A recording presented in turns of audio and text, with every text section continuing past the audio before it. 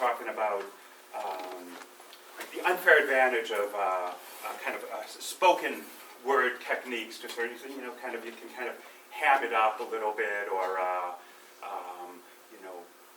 insert kind of little jokes, or just play things up for comic effect. And if it seems like I'm doing that too much, by all means throw a penalty flag and let me know. I've taken that too far.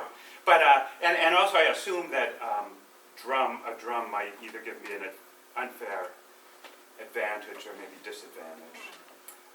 But this is about the Kennewick Man, and I don't know if you all remember, probably, it was in the news a long time ago by now, 15 or more years, about a skeleton that was found in eastern Washington and had all kinds of historic significance. It kind of caused people to reconsider the history of humans in this part of the world, and there was a lot of legal stuff going on about who should get possession of the bones.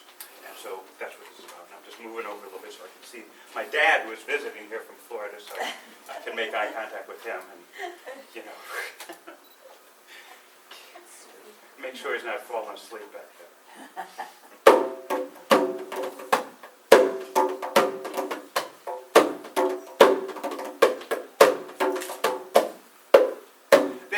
An old skeleton down by the river, and they ruled that it belonged to the eldest of elders. And they determined that they themselves did indeed possess the permits necessary to unearth this particular set of bones.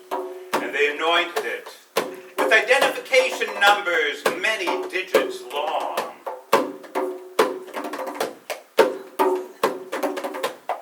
They hauled it down to the university, where they said, "So, ethno-linguistically speaking, who do you consider to be the flesh of your flesh? That being so, just what's up with the angle of your cheekbones? Were you in fact buried to the accompaniment of ritualistic mumbo-jumbo, or did you just happen to drop dead where we found you?" But the Ancient One offered no reply.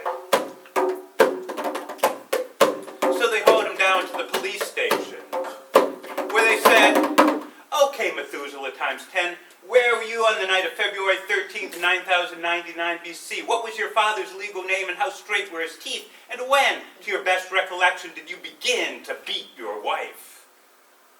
But the Ancient One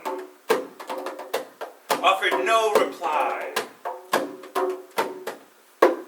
So they said, "Okay, get this guy out of here." And they hauled him down to the advertising agency, where they said, "Mr. Archaeological Breakthrough, sir, we can't help noticing the exquisite shape of your foot. Have you considered endorsing a line of athletic shoes? You're not already under contract, are you? How about lunch at 1?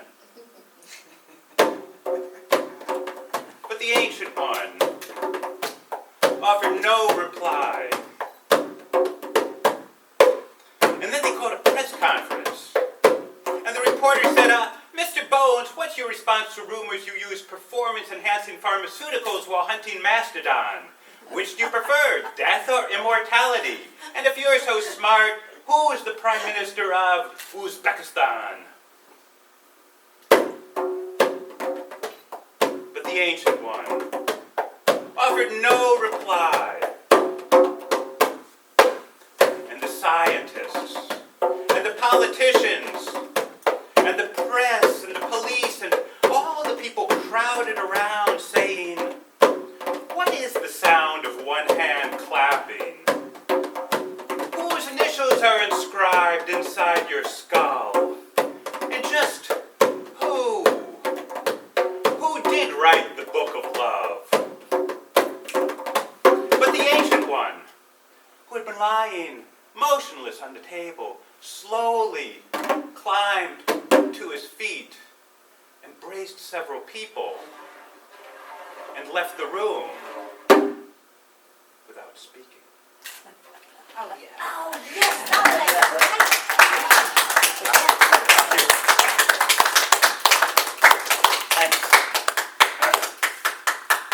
one is called Clocks. Although I am not mechanically inclined, I have lately gotten into constructing clocks. My models are crude but effective.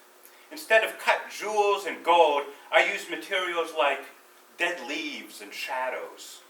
My alarm clocks have no bells or buzzers. Rather, they erupt in silence, and not at a predetermined time, but when an eruption of silence is necessary. My clocks lack the sort of precision that has become so fashionable over the last 13 centuries or so. But what they lack in precision, they make up for in, well, I don't really know.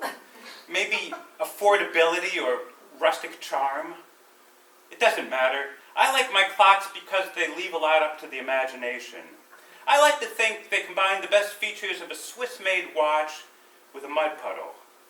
I keep one with me at all times because you just never know. That is So bizarre is good? Yeah, thanks. What is it for a clock? This one is called Self-Portrait of the Artist as a New Potato. Oh, gee. A rose is a rose is a rose, but a potato is not necessarily a potato. People want to lump potato together with meat and gravy, but potato prefers being on his own. Truth be told, potato wants nothing to do with kitchens, has had it with slabs of butter, boiling water, cast iron, caramelized onions. Potato prefers the underground, where his barely sprouted eyes can tingle with the electricity of the soil. Potato likes to stay cool. Potato is in touch with the dark side, and it goes without saying, his favorite author is Edgar Allan Potato. Oh, Maybe you've heard that potato is actually a moon, an oblong moon revolving around a subterranean sun, or that he buzzes with invisible life or resembles a shrunken head. Maybe you've heard that potato rises from the compost of his own corpse, tattooed with hieroglyphics, or that behind every great potato there is another potato. For every potato, there is a human soul of identical size and shape, and for every human soul, there is a potato. Potato enjoyed the days when Mr. Potato Head was a popular toy, but when it comes right down to it, Potato has never been a people person.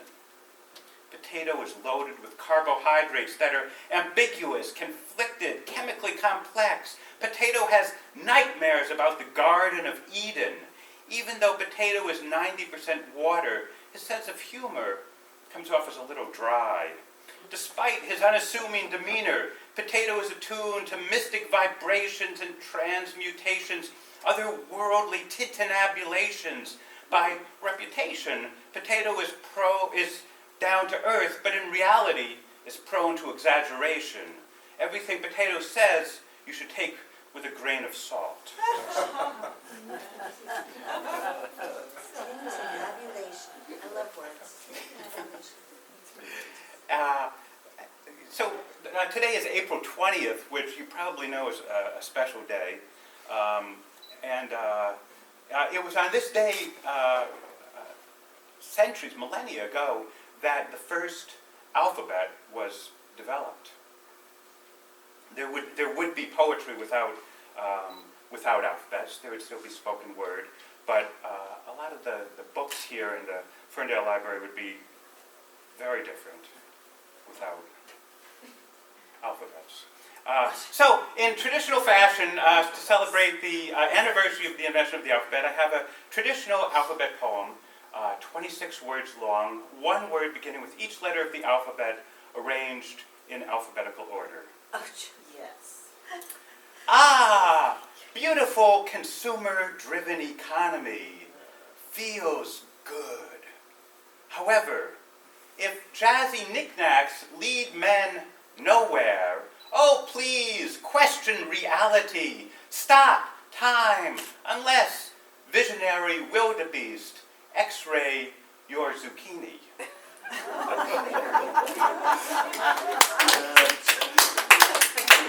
And the thing is, I mean, that on the way to making that one, there were a lot of failed alphabet poems. There were beginnings that I couldn't link up to a middle, or endings that I couldn't connect with the rest of the alphabet, and so I made a collage of failed alphabet poem fragments. A blank canvas, a big catastrophe, a beautiful chaos. A beautiful chaos demands energy, defies explanation, desires everything. Fabulous, grotesque hallucinations, intense, jungly kisses. Love me now, oh pale, quivering rose. Love me now, or pretend.